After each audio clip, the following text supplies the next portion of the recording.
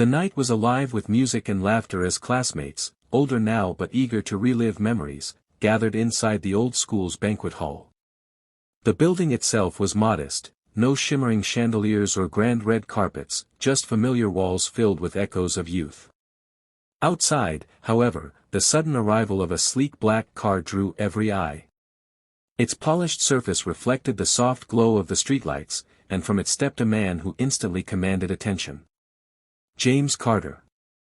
Once just another boy roaming the hallways of this school, he had transformed into one of the world's most powerful businessmen. Newspapers called him the visionary billionaire, admired for his empire of innovation, wealth, and influence. Tonight, his tailored suit and composed stride revealed all the outward signs of success.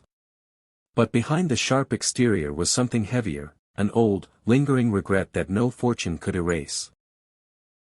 As he straightened his jacket and walked toward the doors, James could already hear the buzz of excitement inside. Former classmates laughed loudly, swapping stories, their voices carrying warmth and nostalgia. He hesitated for a brief moment at the entrance.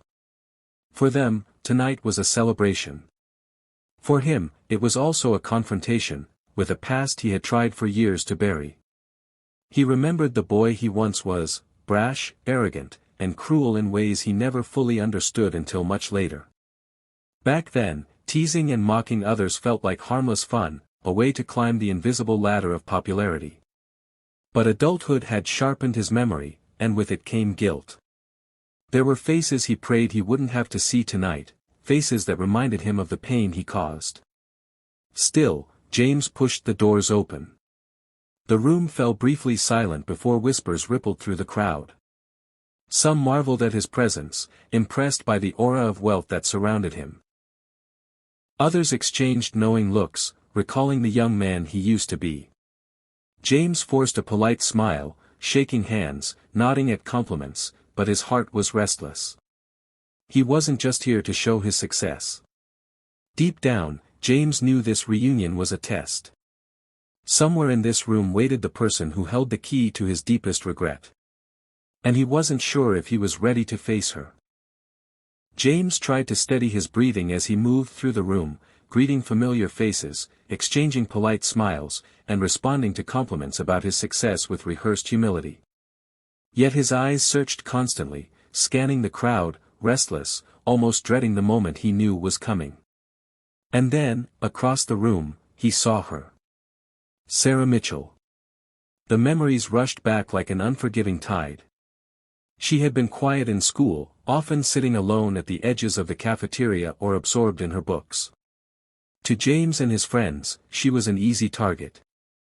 They teased her clothes, her old shoes, the way she carried herself. He remembered the cruel jokes, the laughter at her expense, and the way she used to look down at the floor instead of meeting their eyes. Now, years later, she stood by the refreshment table, chatting easily with two classmates. Her posture was confident, her smile warm, her presence glowing in a way James could not reconcile with the girl he once tormented. James hesitated, his chest tightening. He expected resentment, maybe even hatred, if their paths crossed. A small part of him hoped she wouldn't notice him at all. But then, as if sensing his gaze, Sarah looked up. Their eyes met. Instead of the cold stare he anticipated, she smiled. A real smile, gentle, welcoming, disarming. She excused herself from the group and walked toward him, her step steady, her head held high. James Carter, she said warmly. It's been a long time. For a moment, James forgot how to speak. He had braced for anger, sharp words, or even silence. But there was none of that. Just kindness. Yes, he managed, forcing a smile that faltered under the weight of guilt. It really has.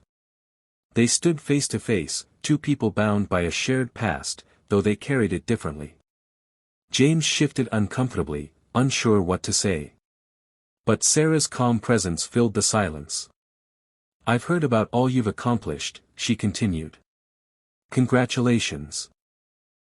You've really built something incredible. Her words pierced deeper than criticism ever could. Here she was, the woman he had once belittled, showing him grace he felt unworthy of. In that instant, James realized something he hadn't expected. The strength in front of him wasn't his wealth or her forgiveness, it was her dignity, her resilience, the quiet power she carried with ease.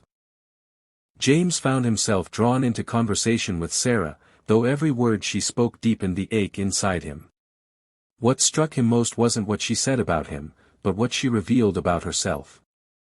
They sat at a small round table near the edge of the room, the noise of laughter and chatter fading into the background. Sarah's eyes carried a calm strength as she began to share her journey. "Life hasn't exactly been easy," she said with a soft chuckle. "After graduation, my parents passed away within a few years of each other. I was on my own pretty quickly." James's chest tightened. He remembered how cruelly he used to mock her thrift store clothes, never once imagining the weight she carried at home. "I worked 3 jobs to keep going," she continued. "Waitressing, tutoring, even cleaning offices at night. I put myself through college little by little. Took me longer than most, but I got there." James could only nod, his throat dry. He had never considered how resilience could shine so brightly from someone who once seemed so invisible. "And then," Sarah said, her tone steady, "I got sick. Doctors found a serious condition, but I didn't let it stop me. I learned to fight, not just for myself but for others." Her eyes lit up as she leaned forward. "That's when I started the nonprofit. We provide food, clothing, and education for kids from broken or struggling families. Children who feel invisible, just like I once did. I wanted them to know they matter." James's gaze dropped to the floor, guilt heavy on his shoulders. All the billions he had made, all the headlines calling him a success, felt hollow in comparison to her quiet triumph. She wasn't bitter. She wasn't broken. She had turned her pain into power, her struggles into hope for others. James whispered, almost to himself, "You've done more than most people I know with far more than you ever had." Sarah smiled gently. "We all carry something, James. What matters is what we choose to do with it." In that moment, James realized the truth that stung yet inspired him: she was richer than he had ever been, not in money, but in courage, compassion, and unshakable strength. As the night carried on, James found himself restless. Sarah's story echoed in his mind, louder than the music or laughter around him. He had come to the reunion expecting polite conversations, maybe a chance to show how far he'd come. Instead, he felt smaller than he had in years, not because of shame alone, but because of the weight of what he had just witnessed. Sarah wasn't defined by what had been done to her. Not by his cruelty, not by the hardships life had thrown her way. She had risen above it all, transforming pain into a beacon for others. And James, with all his wealth, suddenly felt like a man who had built an empire but never built a legacy of the heart. Excusing himself quietly, he stepped outside into the cool night air. For a moment, he leaned against the wall, staring up at the stars. His chest felt heavy, but in that heaviness was clarity. He couldn't change the boy he had been, but maybe he could change the man he was now. When he returned inside, the MC was inviting alumni to share memories. James, almost without thinking, walked toward the stage. A hush fell over the room as he took the microphone. "I came here tonight," he began, his voice steadier than he felt, "proud of what I've achieved. But I realize now, success isn't about the money in your bank or the buildings with your name on them. It's about impact. It's about people." He paused, his gaze finding Sarah in the crowd. "There's someone here tonight who embodies that far better than I ever have. Sarah Mitchell.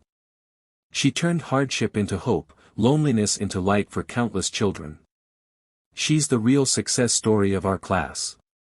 Gasps and murmurs filled the room as James continued, "I want to do something I should have done years ago, stand beside her.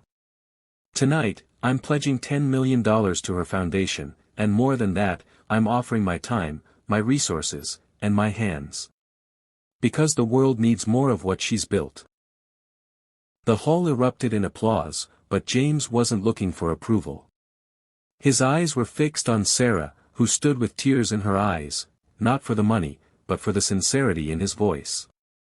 For the first time in decades, James felt a different kind of wealth, the kind that comes from giving, not taking. The applause slowly faded, replaced by a quiet, tender stillness. Sarah dabbed her eyes with a tissue, then stepped forward through the crowd until she stood just a few feet from James. Her expression wasn't one of surprise at the donation, nor awe at his wealth, it was something deeper. A mix of grace, gratitude, and a quiet recognition that this moment was about more than money. "Thank you, James," she said softly, her voice carrying across the room. "Not for the donation, though it will change lives, but for understanding. For finally seeing what really matters." Those words pierced through him. All the years he had carried regret, all the ways he had tried to bury it beneath success, seemed to dissolve in that instant. She wasn't thanking him for money. She was thanking him for growth, for choosing compassion over pride. The rest of the evening unfolded in warmth. Classmates who once remembered James as the arrogant boy now approached him with handshakes and words of respect. But he hardly noticed. His attention remained on Sarah, on the way she spoke with such hope about the children she served, on how her strength seemed to multiply the more she gave away. Later, as the reunion wound down, James walked her to her car. For the first time in years, he felt lighter, as though a weight had been lifted from his shoulders. "You taught me something tonight," he admitted quietly. "I thought I understood success, but I didn't. Not until now." Sarah smiled, resting a gentle hand on his arm. "It's never too late to start giving in the right way, James. Never too late to change." The next morning, Sarah returned to the small community center where children gathered daily for meals, tutoring, and safety. As always, she greeted each child by name, kneeling down to their level, reminding them they mattered. But that day, she wasn't alone. James was there too, dressed in simple clothes, no cameras, no headlines. He rolled up his sleeves and began helping serve breakfast. The children laughed and welcomed him without knowing his title or his fortune. For once, he wasn't the billionaire in the room. He was just a man, finally living the wealth of kindness. And in that laughter, James discovered something money had never given him: peace.